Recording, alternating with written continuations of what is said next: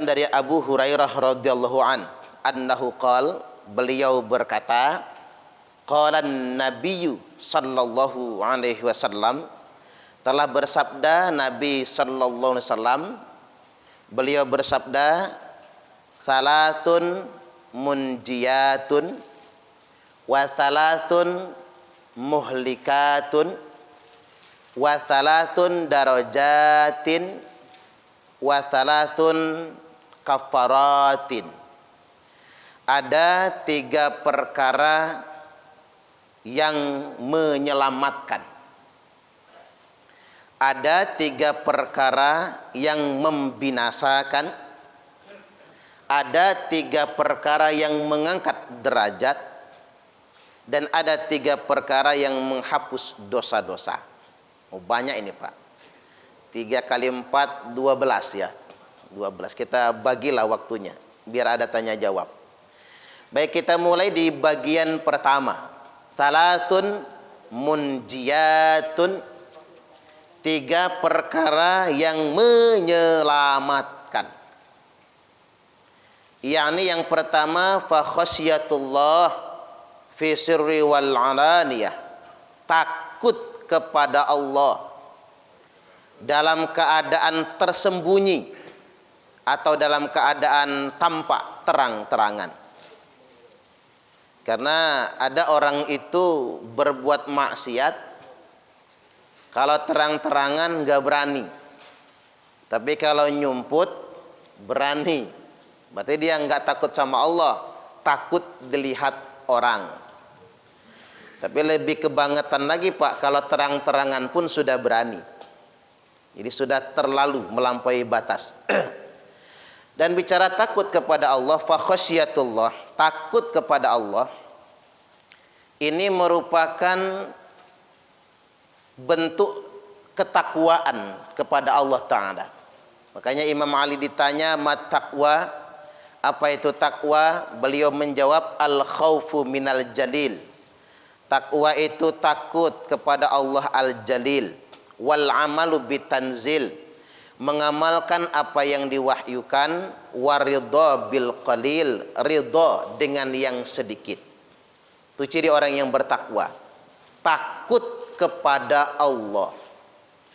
Karena pada kenyataannya Pak, banyak orang yang sudah nggak takut dengan Allah. Bahkan mohon maaf, pejabat lebih takut dengan KPK daripada dengan Allah. Betul nggak kira-kira? Ini fakta ini. Lebih takut dengan KPK daripada takut dengan Allah. Para pelaku kriminal lebih takut dengan penegak hukum daripada takutnya dengan Allah.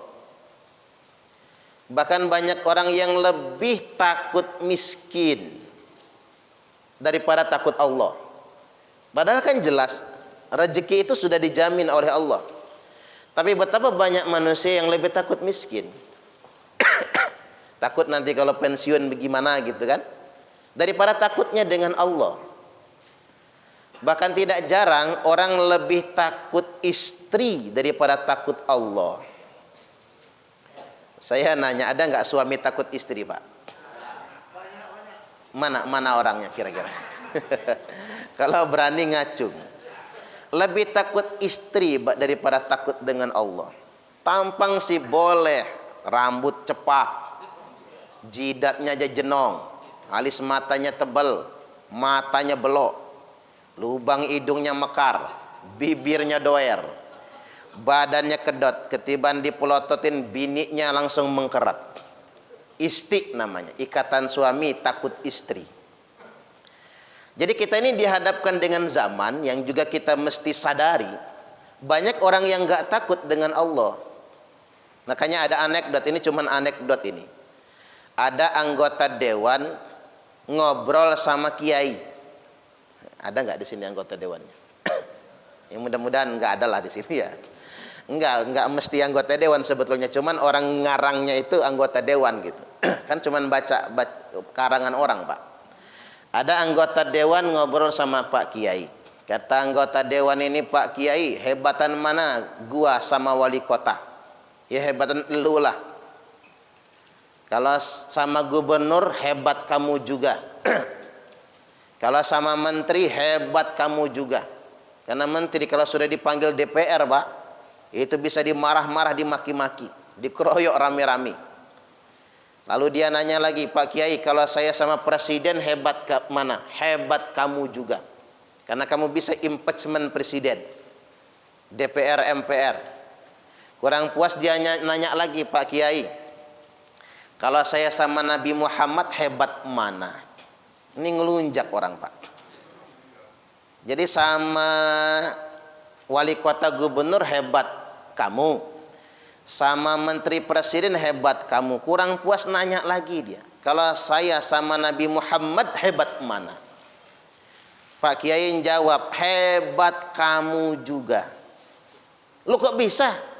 Karena kalau Nabi Muhammad itu masih takut dengan Allah. Kalau kamu kayaknya nggak takut lagi sama Allah. Iya juga ya Pak. Ini problem kita. Ya nggak semua, saya nggak over generalisir. Tapi banyak gitu wakil rakyat yang nggak takut dengan Allah. Jadi fungsi legislasinya, fungsi wakil rakyatnya tidak dijalankan dengan baik. Pejabat nggak takut dengan Allah, makanya korupsi. Penegak hukum nggak takut sama Allah, maka hukum ini tumpul ke arah tertentu, tajam ke arah tertentu. Karena ngapa? Nggak takut dengan Allah.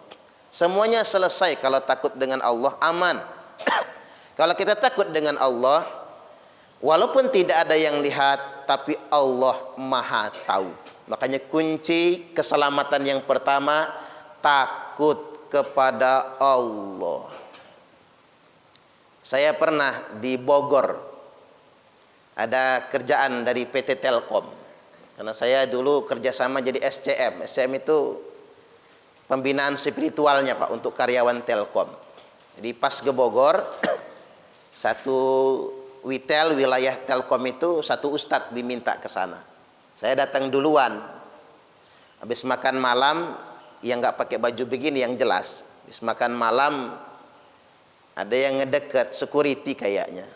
Kata dia, Pak, mau dicariin tukang pijit nggak? Bagus kata saya. Ini cantik-cantik loh Pak, kata dia. Ada yang mahasiswi katanya. Subhanallah. Kan nggak ada yang tahu bawa istri nggak, kata dia. Ya nggak, kata saya. Ya kan nggak ada yang tahu. Ini nomor saya, Bapak WhatsApp saja nantinya, nanti tak antar ke kamar. Subhanallah. Saya nggak jawab apa-apa Pak. Saya masuk ke dalam kamar. Yang saya jadikan kekhawatiran, gimana kalau satpamnya datang betul bawa cewek di depan pintu kamar. Saya takut nggak sanggup menolaknya, Pak. Ini masalahnya kan begitu ya. Kan nggak ada yang tahu, wong saya di Bogor, siapa yang tahu saya ustadz di sana? Istri saya nggak ikut. Waktu itu saya sendirian, yang lain belum pada datang. Lalu apa yang menyelamatkan? Fa khasyatullah, takut kepada Allah. Ini yang menyelamatkan. Besok-besok habis sarapan, karena saya sudah dijemput oleh supir Telkom, pakai celana putih, saya baju putih, peci putih. Oh, kelihatan ustadznya kan? Ketemu security yang tadi malam, lari dia ngejar saya. Langsung peluk minta maaf. Saya nggak tahu Ustadz, kalau ternyata Bapak ini Ustadz, kata dia. Kamu payah, kata saya. Untung saya nggak mau. Kalau saya mau pensiun jadi Ustadz. Karena nggak punya lagi keberanian moral Pak bicara. Nah disitulah saya ketemu. Ternyata takut kepada Allah luar biasa.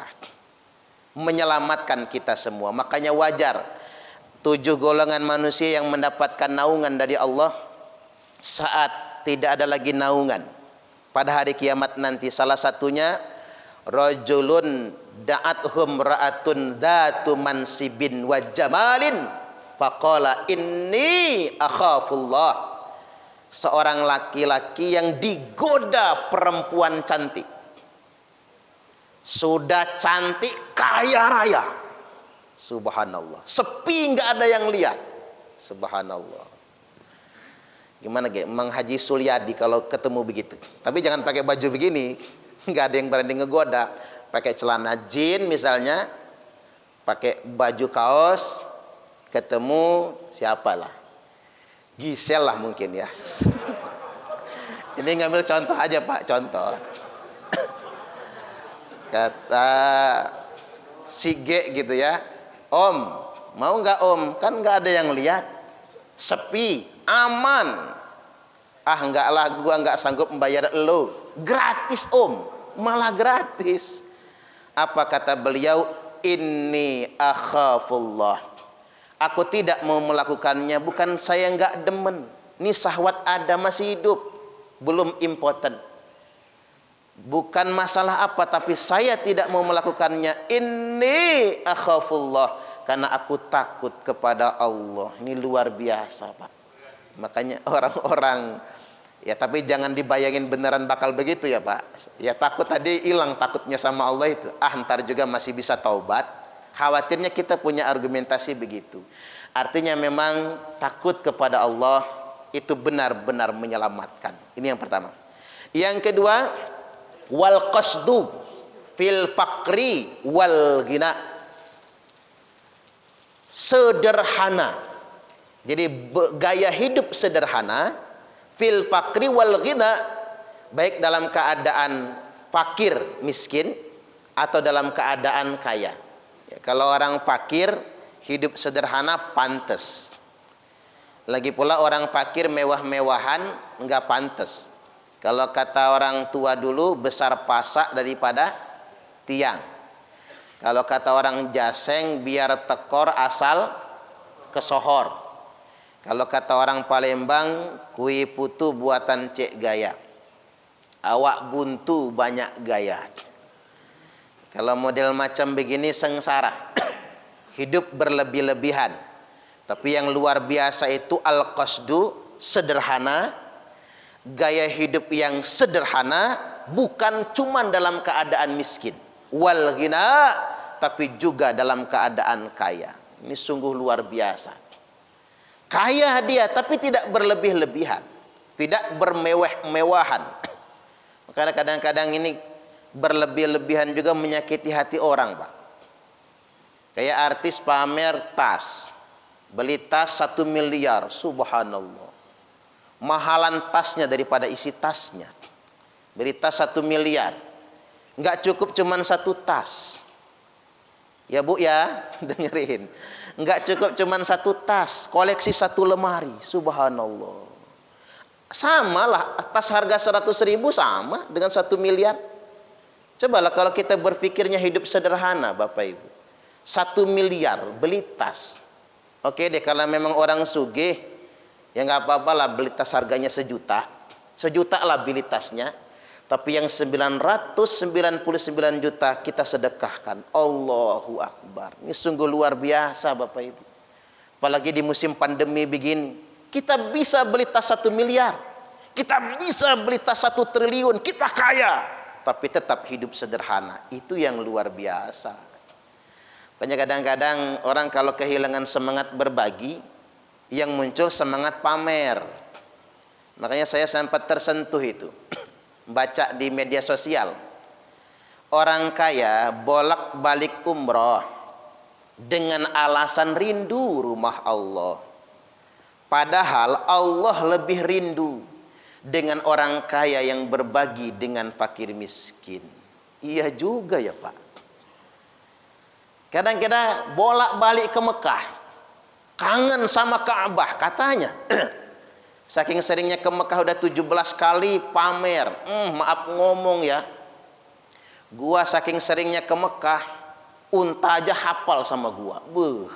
Sombong Pak. Makanya Nabi mengatakan al-hajju marratan. Haji itu cuman sekali. Gak usah sering-sering ya. Haji cuman sekali. Faman zada fahuwa tatawwu'. Barang siapa yang pengen nambah, itu sunnah saja. Jadi pada kita haji berkali-kali, umroh berkali-kali, kasih ke marbot masjid. Mengapa saya katakan kasih ke marbot masjid? Karena kadang-kadang Pak, kalau marbot masjid dapatnya dari pemerintah, harus bikin surat keterangan tidak mampu. Saya pernah dulu diminta surat keterangan tidak mampu untuk umroh. Enggak lah, kata saya. Nanti seumur hidup melarat terus saya. Gara-gara surat keterangan tidak mampu itu. Ya saya sehingga enggak sok kaya, kata saya. Waktu itu masih ngontrak juga kok. Cuma saya enggak mau bikin surat itu. Saya tolak yang itu, alhamdulillah dapat rezeki. Langsung berangkat haji. Artinya Bapak Ibu rahimakumullah, kasih yang lain.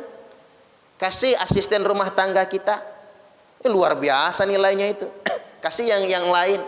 Bahkan diingatkan oleh Syekh Abdul Qadir Al-Jailani, salah satu ulama wali yang sangat terkenal di Indonesia. Yang tiap hari namanya disebut oleh masyarakat Indonesia. Kalau kirim silsilah Fatihah kan Pak, salah satu tawasulnya beliau. Karena kalimat silsilah itu dari beliau, makanya tawasulnya ke beliau. Kata Syekh Abdul Qadir Al-Jailani, sesuap nasi yang engkau masukkan ke dalam perut orang yang lapar itu lebih baik daripada membangun 1000 masjid. Kadang-kadang kita ini kan hanya bermewah-mewahan. La taqumus sa'ah hatta yatabahan nasu fil masajid. Tidak terjadi hari kiamat sehingganya orang berbangga-banggaan, bermewah-mewahan membangun masjid. Sampai-sampai kita sibuk mempermegah masjid, tapi kita lupa dengan saudara-saudara kita yang sedang lapar, yang tidak punya tempat tinggal, yang terdampak pandemi COVID-19.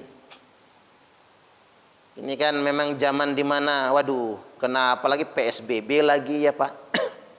Ya kalau cuman nggak bisa hajatan sih nggak apa-apalah. Punya alasan kita nikah sederhana, biar nggak tekor kan. Cuman kan banyak orang yang dirumahkan.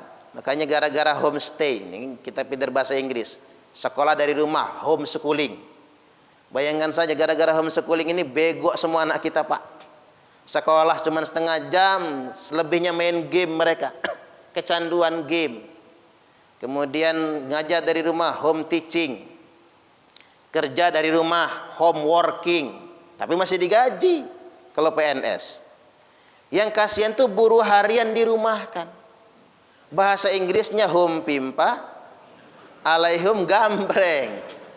Nah ini kan kesempatan orang-orang kaya di Villa Citra ini kan. Kesempatan berbagi. Enggak selamanya kita itu saving, mesti giving juga. Mana qasad shadaqatum mimmal, sedekah tidak akan pernah mengurangi harta. Bal yazdad, malah semakin ditambah, dan semakin ditambah. Enggak ada ceritanya orang sedekah itu melarat, enggak ada ceritanya. Mari kita berbagi. Karena kadang-kadang kebahagiaan itu kita dapatkan ketika kita semua berbagi. Itu yang terpenting bagi kita semua. Jadi alih-alih kita menumpuk harta dan menebar kemewahan, pamer tas mahal, mobil mahal, alangkah baiknya kita berbagi dengan sesama. Insya Allah. Baik, itu yang kedua. Sekarang yang ketiga. Yang menyelamatkan itu wal addu fi ridha wal ghadab. Tetap bersikap adil dalam keadaan ridha maupun dalam keadaan marah. Atau bersikap adil terhadap orang yang kita sukai maupun orang yang kita benci. Ini luar biasa.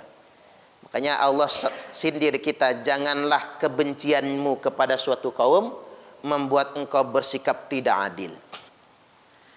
Lawannya adil itu kan zalim.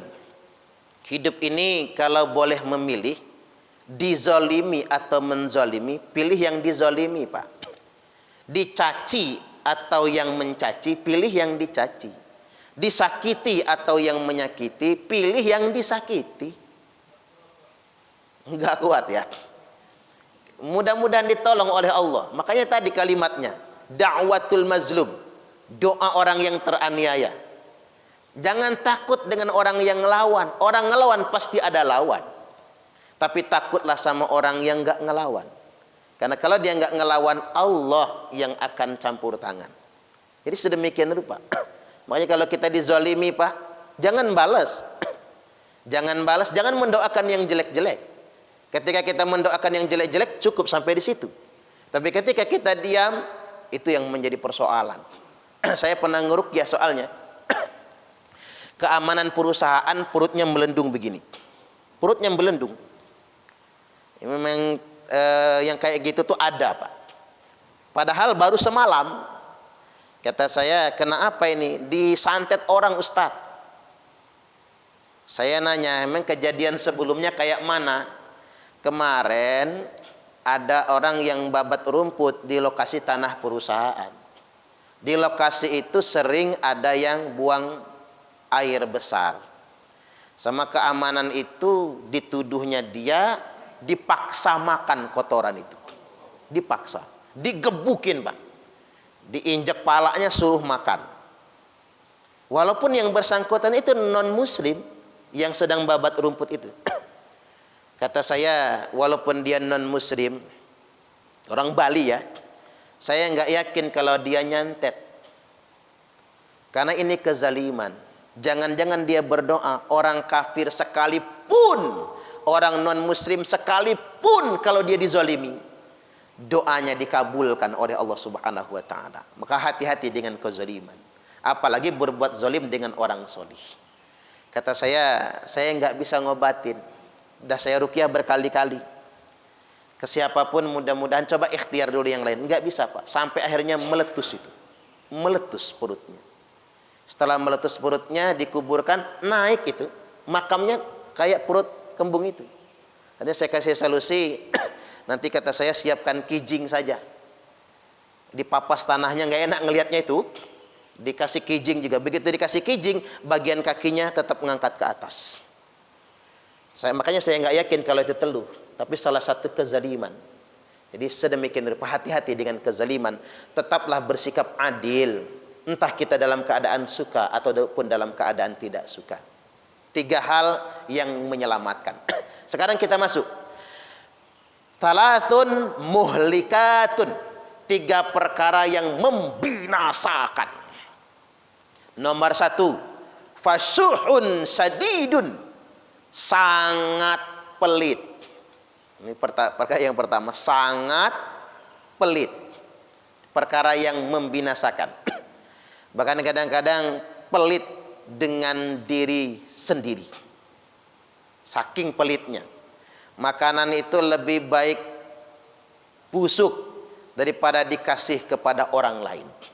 Ini perkara yang paling membinasakan. Padahal begini, Pak. Sebetulnya kadang-kadang kita lupa ada beberapa orang yang kita mesti dermawan. 1, seorang suami harus dermawan dengan istrinya sendiri. Karena ada suami pelit banget sama bininya. Padahal itu istrinya sendiri. Padahal apa yang dia berikan kepada istrinya itu sedekah. Jadi bapak-bapak itu, nafkah yang kita keluarkan buat istri itu sedekah. Dihitung pahalanya pahala sedekah. Yang kita berikan buat anak-anak kita sedekah. Yang kita berikan kepada orang tua kita sedekah. Kadang-kadang anak lupa. Enggak pernah ada dia kalau tidak ada kedua orang tuanya. Ngasih orang tua pelitnya bukan main. Padahal gede betul pahalanya ngasih orang tua itu. Bi mi'ati alfin. Ngasih orang tua itu pahalanya dilipat gandakan 100.000 kali lipat. Jadi kan kalau di Quran itu gini, Pak ya, sedekah itu pahalanya 700 kali lipat kan. Itu angka maksimal di dalam Al-Quran. Tapi disebutkan di situ bi mi'ati alfin, 100.000 kali lipat. Orang-orang yang bersedekah untuk kedua orang tuanya. Makanya benarlah kalau kata orang bijak itu, perlakukan orang tuamu seperti raja, maka rezekimu pun akan seperti rezeki para raja.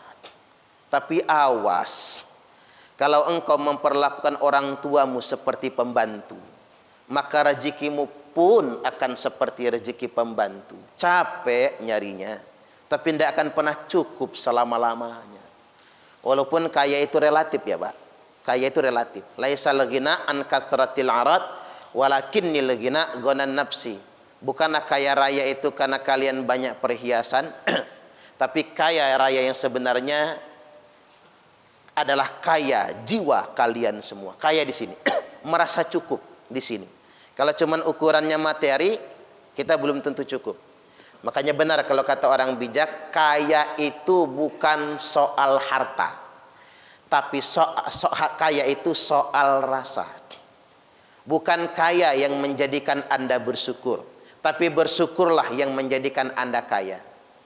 Bukan kaya yang membuat Anda bahagia, tapi rasa bahagia di sini yang membuat Anda berasa kaya. Nah, kalau agar kita benar-benar dikayakan kepada Allah, menafkahi orang tua salah satunya. Saya jadi ingat perkataan ibu saya. Cuman ibu saya ini nggak bisa bahasa Indonesia, bisanya bahasa Inggris. Kata ibu saya, ame anak lemah, umak dek de nak minta. Ame anak sare, umak nangis siang malam. Ini bahasa Inggris King Stone, Pak. King itu raja, stone itu batu, batu raja. Batu raja itu Pak, batu raja. Aman diajung batu, aman ngajung lok raja. Kalau disuruh batu dia Pak, pura-pura budek nggak dengar. Tapi kalau nyuruh kayak raja. Itu orang batu raja. Zaman dulu, zaman mana hidup dia lagi kalau. Bapak Ibu rahimakumullah, balik lagi, ame anak lemah, umak de nak minta. Kalau anak senang, ibu nggak pengen minta, bapak nggak pengen minta. Betul nggak kira-kira Pak? Walaupun kalau dikasih ya mau. Tapi jangan ditanya, anak sekarang ini sekolahnya tinggi, doktor gelarnya Pak. Tuh kerjanya di Jakarta, telepon ke Lampung, mak masih punya duit? Masih. Cukup nggak kira-kira? Cukup nak. Enggak mak, perlu dikirim lagi nggak? Nggak usah nak. Lo ngapain nanya? Sama orang tua itu ngasih aja. Tapi mohon maaf, ada udah anaknya 5 masih minta sama orang tua. Coba gantian, walaupun orang tua nggak minta, walaupun orang tua memang juga sudah mapan. Kadang-kadang anak selalu nada, orang tuanya sudah lansia, mikir kapan mak bapaknya mati, biar cepat bagi warisan. Allahu Akbar. Padahal sebetulnya nggak rugi ngasih orang tua itu, walaupun dia nggak butuh, nggak akan pernah rugi karena 100.000 kali lipat. Nah sebaliknya kalau kata ibu saya, ame anak sare, umak nangis siang malam. Kalau anak susah, siang malam ibu menangis. Tidak ada yang bisa mengalahkan ketulusan orang tua, enggak ada. Saya ambil contoh sederhana, setulus-tulusnya suami Pak, enggak ada yang ngalahin setulusnya orang tua. Setulus-tulusnya istri, enggak ada yang mengalahkan ketulusan orang tua. Makanya saya kalau ceramah nikah itu saya ingetin sama suami sama istrinya. Hei suami, kata saya, bukan kamu yang melahirkan istrimu. Kamu udah dapat secantik san sebentar ini. Jangan buat dia tidak berbakti dengan orang tuanya. Begitupun sama istri, bukan kamu yang melahirkan suamimu. Jadi jangan cemburui suamimu kalau dia ingin berbakti sama orang tuanya. Kamu udah dapat gagah begini, pinter kayak gini, mapan seperti ini. Bersama-samalah berbakti kepada orang tua, karena nggak ada yang mengalahkan ketulusan orang tua. Ambil contoh, istri masuk angin, minta kerokin sama suami, belum tentu dikerokin. Marah lakinya, udah cari yang lain, saya lagi capek. Sekali istri ngeluh sama suami, suami ngedengar.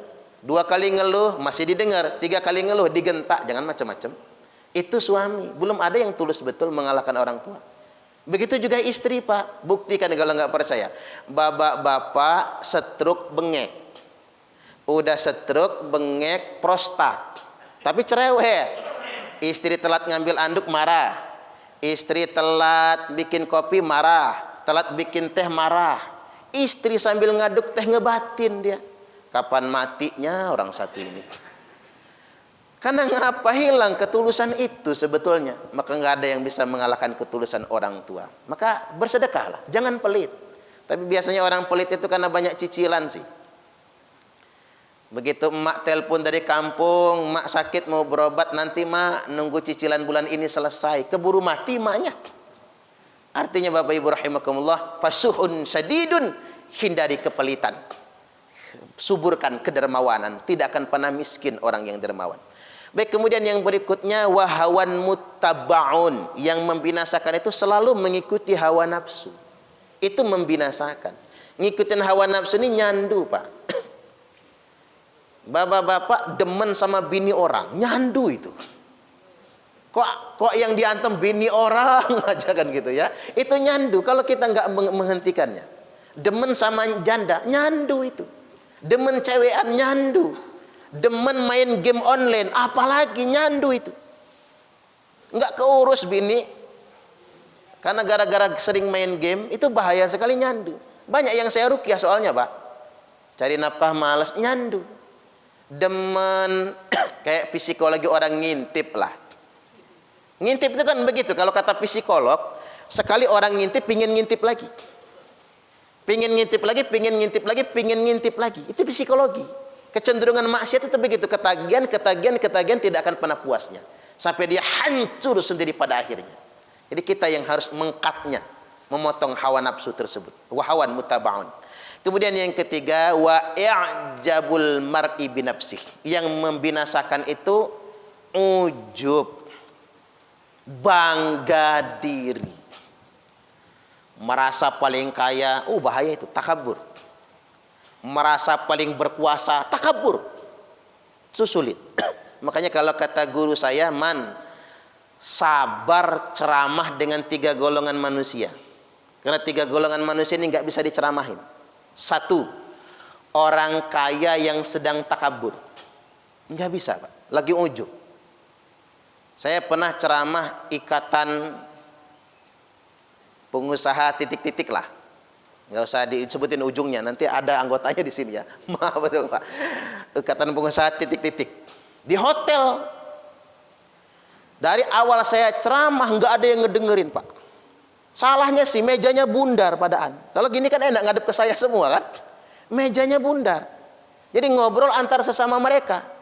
Coba bayangin kita ceramah, orang nggak peduli dengan isi ceramah kita.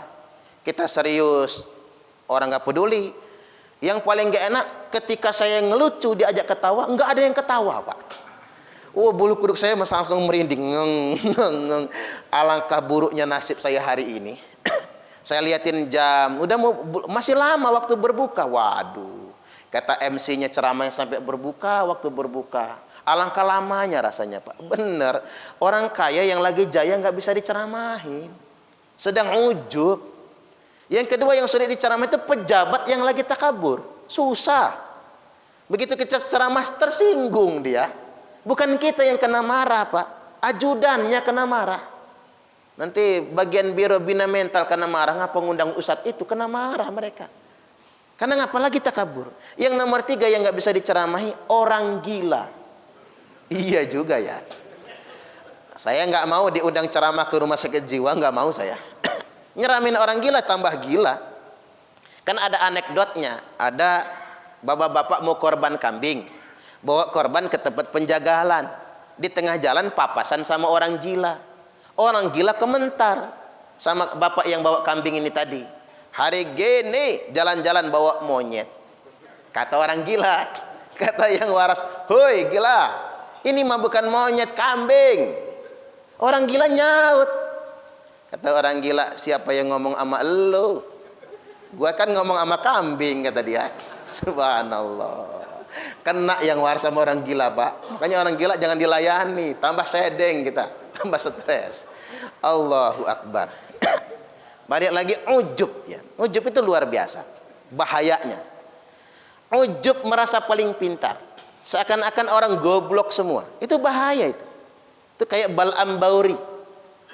Kayak Samiri. Karena dia merasa intelektual, cendekiawan, ilmunya banyak. Bahaya. Merasa pintar itu bahaya. Termasuk ujub karena banyaknya pengikut. Itu bahaya. Banyak yang memuji, banyak yang mengeluhkan, banyak yang mendukung. Itu bahaya. Ujub yang muncul nantinya. Termasuk ujub merasa paling baik sendiri. Kan di Quran disebutkan dalam surah An-Najm. A'udzubillahi minasyaitonir rajim. Fala tuzakku anfusakum huwa a'lamu bimanittaqa. Janganlah merasa suci dengan diri kalian sendiri. Kalau cuman Allah yang paling tahu siapa orang-orang yang benar-benar bertakwa kepadanya. Penyakit orang soleh begitu Pak. Kayaknya nih semasjid Nur Said, gua aja lah yang paling soleh. Nah, ujub itu. Hati-hati dengan ujub, karena itu yang membuat amal kita menjadi sia-sia. Baik, yang berikutnya wa amad darajat. Adapun perkara yang mengangkat derajat, fa ifsa'u salam. Satu, menyebarkan salam. Kalau kita mengucapkan salam, tidak mesti dengan orang yang kenal. Dengan orang yang tidak kita kenal sekalipun, ucapkanlah salam. Yang jelas kita tahu, lebih besar kemungkinan dia muslim. Ya, kalau pakai peci kan agak enak mendefinisikannya. Atau orang muslim kan kelihatan Pak, walaupun kelimis, kemeja, celana jin kelihatan. Wajahnya bekas dibasuh air wudhu. Jadi walaupun dia nggak pakai peci kelihatan. Ini orang muslim. Ucapkanlah salam. Walaupun salah gimana Ustadz? Begitu kita ngucapin salam dia non muslim, ya enggak apa-apa. Wong kita nggak tahu. Wong salam itu juga adalah doa keselamatan. Minimal mudah-mudahan dia mendapatkan hidayah. Sebarkan salam. Walaupun dengan orang yang tidak dikenal sekalipun. Selanjutnya fa'it'amut ta'am. Rajin-rajin bagi makanan. Makanya orang Indonesia ini bagus Pak, punya tradisi sering among-among, sering bagi makanan, sering besekan malahan. Orang Indonesia itu 4 bulan among-among, 7 bulan among-among, anak lahiran among-among, tumbuh gigi among-among, anak disunat among-among, anak perempuan pertama kali datang bulan among-among. Bayi baru ngejejek tanah, among-among. Sedekah makanan. Sedekah makanan ini tidak harus sama orang miskin. Boleh buat orang kaya. Jadi boleh sedekah makanan itu untuk orang kaya. Kita nyebutnya dalam terminologi kita besekan. Jadi besekan itu boleh kepada orang kaya sekalipun. Nah, sering sedekah makanan itu bisa mengangkat derajat kita semua, termasuk sedekah makanan buat fakir miskin. Kayak ada tradisi sedekah Jumat ya di masjid-masjid dan lain sebagainya. Kemudian yang berikutnya, yang ketiga yang mengangkat derajat, wassalatu bil laili wan nasu niyamun, salat malam saat manusia sedang pada tidur. Jadi rajulun dzakarallaha khalian fafadat ainahu. Seseorang yang mengingat Allah dalam kesunyian, kesendirian. Hanya tahajud itu bagusnya jangan berjamaah, kecuali sama istri. Tapi jangan pula cak wong Palembang. Wong Palembang itu ada aja yang dibikin kelakar. Tahajud berjamaah sama bini. Suaminya pintar, nggak baca surat yang panjang, takut bininya ngantuk. Pendek semua. Kulhu semua yang dibaca. Qul huwallahu ahad. Allahus samad, lam yalid wa lam yulad wa lam yakul lahu kufuwan ahad. Selesai tahajud 11 rakaat sama witir itu pakai dek-dek semua. Istrinya toel, "Kak, ngapalah kakak ini manggil adek terus tuh?" "Oi dek," kata lakinya, "kakak ini sayang nian dengan adek tuh, makanya dipanggil terus." Kalau cak itu kak, kata bininya, adek nak ngaji juga, buka Quran istrinya. Qul a'udzu birabbil falaq min syarri ma khalaq. Tapi jangan praktekin ya Pak. Kebanyakan kol-kolahnya itu. Artinya tahajud sekali-kali sama istri. Tetapi lebih utamanya lebih sering sendiri. Jadi jangan tahajud berjamaah di masjid kecuali tarawih. Karena salat dalam kesendirian saat orang sedang tidur, fafadat ainahu, sampai berguguran air matanya. Itu sungguh luar biasa. Jadi air mata yang akan memadamkan api neraka. Di padang mahsyar dia akan mendapatkan naungan. Dan dia akan diangkat derajatnya oleh Allah Subhanahu wa ta'ala. Asal jangan kayak jamaah saya Pak. Di 2012 itu pas saya ngebimbing haji, kan satu kamar 4 orang.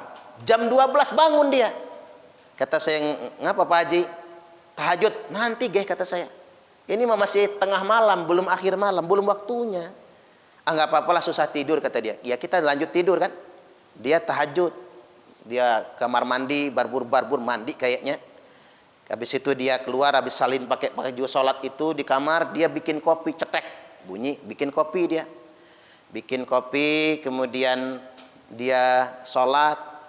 Sambil sholat dia berdoa, habis sholat dia nangis, Pak, berlinangan air mata. Nangisnya kan kedengaran di kita. Ya Allah, ampunilah dosa saya.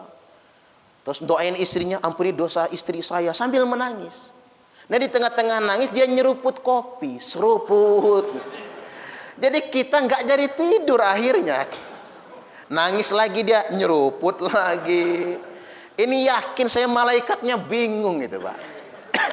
Ini orang nangis beneran apa gimana? Apa kita mah sudah tersentuh sama tangisan dan suara ririhnya yang mengganggu tidur kita itu, tapi jadi hilang tersentuhnya gara-gara cara dia nyeruput kopinya itu loh. Allahu Akbar. Jadi menangislah dalam kesendirian. Karena nangis depan orang itu modus. Nangis depan orang itu modus. Nangis yang benar sendirian. Dan tidak ada yang lihat, tidak ada yang mendengar. Itu nangis beneran itu. Kalau bapak-bapak bini mati nangis, modus paling. Sambil ngintip ada janda muda nggak ya? Apa gadis tua? Nggak lama kawin lagi tuh. Jadi sekali lagi sholat malam itu mengangkat derajat. Apalagi disebutkan dalam Al-Quran kan, wa minal laili fatahajjat bihi nafilatan laka asa ayyab'ataka rabbuka maqaman mahmuda. Pada sebagian malam bertahajudlah sebagai amal tambahan bagimu, semoga, ini luar biasa Pak, asa ayyab'ataka rabbuka maqaman mahmuda, semoga dengan tahajud itu Allah mengangkatmu pada derajat yang terpuji. Mengapa masih kalimatnya begitu Pak? Semoga. Karena tidak semua orang yang rajin tahajud derajat dunianya diangkat. Karena bukan jatah dia, tapi jatah anak cucunya. Makanya jangan pernah kecewa ya Pak. Saya sudah doa Ustadz, sudah tahajud, rajin sedekah, apalagi rajin ke masjid, berdoa kepada Allah agar rezeki saya lancar, duit saya banyak, kok belum dikabulkan? Ada banyak orang tidak dikabulkan untuknya, tapi dikabulkan untuk anak cucunya. Makanya kalau ngelihat ada orang yang sukses banget kayaknya Pak, hidupnya berkah banget, jangan cuma lihat dianya, mungkin bapaknya, mungkin ibunya. Makanya kita nggak boleh iri dengan nikmat lebih yang Allah berikan pada orang lain. Mungkin itu jatah dia. Kita hidup pas-pasan begini, ya inilah bagian kita, nasib bagian kita. Kita sudah kenceng doa, ya mungkin buat anak cucu kita. Lagi pula begini, kalau cuman iri-irian, ada orang kaya raya banget, anaknya kuliah ke luar negeri semua. Habis kuliah nggak ada yang mau pulang, tapi tinggal di luar negeri. Pas masa lansia gigit jari Pak. Anak cucu di luar negeri semua. Justru yang melarat tetangga samping rumah, hidupnya melarat. Tetapi anaknya sekolahnya nggak jauh-jauh, bahkan ada yang nggak lulus sarjana, cuman SMA. Tapi itulah yang ngurus orang tua. Makanya benar kalau kata Akri Patrio yang sudah jadi penceramah juga, mohon Bapak Ibu, anak yang banyak jangan dibikin pinter semua. Ada yang digoblokin satu kata dia. Karena kalau pinter semua, yang pinter satu tinggal di Jakarta sibuk. Yang satu jadi dokter Pak, nggak sempat ngurus orang tua yang jadi dokter ini, percayalah sama saya. Apalagi dokter spesialis, kejar setoran. Maaf kalau ada ya. Kejar setoran. Yang pinter-pinter ini. Nah goblokin satu, kata dia, masukin pondok. Gitu. Nah ini yang ngurus orang tua tuh yang ini nih sebetulnya. Tapi pikir-pikir Akri ini ngomong masuk akal juga ya. Bener juga si Akri ngomong itu. Subhanallah. Jadi jangan envy kalau kata anak gaul itu dengan kelebihan yang Allah berikan pada orang lain. Kita punya bagian masing-masing. Baik, bagian yang ketiga terakhir, wa amal kafarat, perkara yang menghapus dosa-dosa. Apa perkara yang menghapus dosa-dosa? Sudah kita lakukan. Satu, fa isbaghul wudu fi sabar. Menyempurnakan wudu dalam keadaan dingin. Ya sekarang ini. Subuh-subuh kan dingin. Kita sempurnakan wudu, habis dosa kita. Yang kedua, wa naqlul aqdami ilal jamaat, melangkahkan kaki menuju salat berjamaah. Allahu Akbar. Mudah-mudahan kita yang sudah di sini nih Pak, habis semua dosa-dosa kita ini. Amin. Yang ketiga, wangtizaru sholati ba'da sholah, nunggu salat setelah salat. Kita ini nunggu salat isyraq setelah salat subuh. Mulai dari kita salat subuh tadi sampai nanti suruk, dosa kita dihapuskan oleh Allah Subhanahu wa taala. Makanya kalau kita sering i'tikaf maghrib itu ya, maghrib ke masjid nih, nggak langsung pulang. Nanti pulangnya isya, tanggung pulang ke rumah. Itu selama kita nunggu di masjid, walaupun nunggunya itu ngobrol Pak, hapus dosa-dosa kita. Makanya kalau ke masjid itu niatkan i'tikaf, niatkan i'tikaf, masuk masjid. Asal ngobrolnya yang baik-baik. Kan nggak boleh di masjid ngobrolin politik, jangan. Ngobrolin pemilihan RT, nanti aja dulu lah. Ngobrolin hasil pemilihan wali kota misalnya kan. Kita hindari perkara itu saja. Jadi selama obrolan kita itu obrolan yang baik, walaupun ngobrol, apalagi kalau taklim kan, apalagi kalau baca Quran, apalagi kalau berzikir, maka salah satu fadilahnya dihapuskan dosa-dosa. Baik, demikian ini 12 perkara, kita buka sesi tanya jawab. Saya persilakan. Silakan Pak, ya masih lebih kurang 5 menit, 6 menit lagi. Silakan Pak, dengan bertanya Pak. Assalamualaikum warahmatullahi wabarakatuh. Waalaikumsalam warahmatullahi wabarakatuh.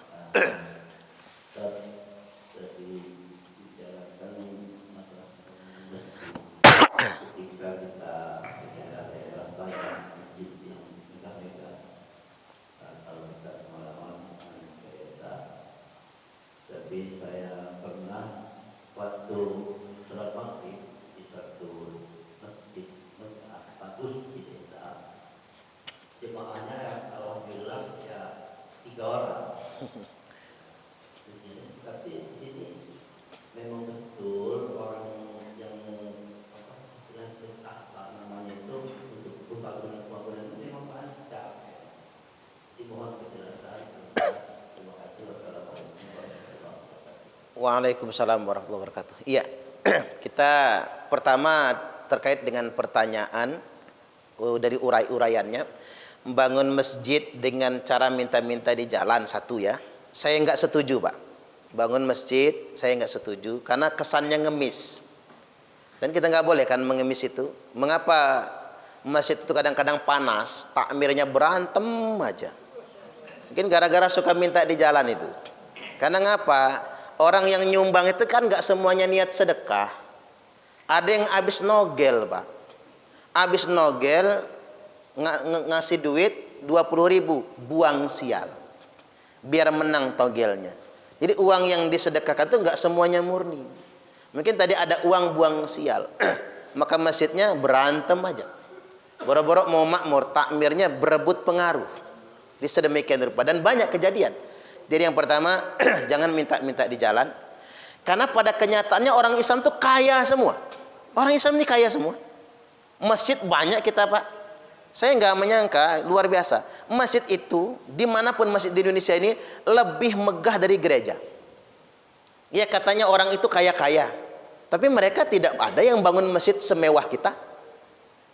Dan mereka bingung Pak, kalau mau membangun tempat ibadah, mereka mesti minta donasi ke luar negeri. Nah orang kita, bisa kita gotong royong lelang-lelangan. Gua keramik sekian, saya catnya, saya granitnya, kaya orang Islam. Mending sistem lelang. Yakin percayalah, membangun rumah Allah itu ada rezekinya. Di masjid yang saya bina, gara-gara minta di jalan tak hentikan. Malu saya, kata saya. Saya kan ngisi di sini Pak, saya malu ngemis begitu.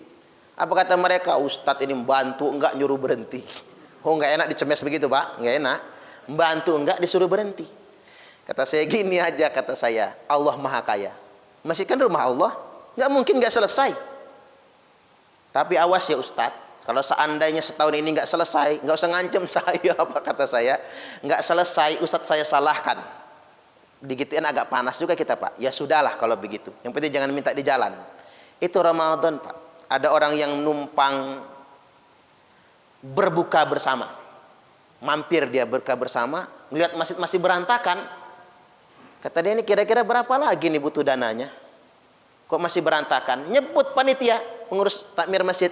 Ini kartu nama saya, besok telepon saya, kita janjian di mana, saya yang menyelesaikannya. Allahu Akbar.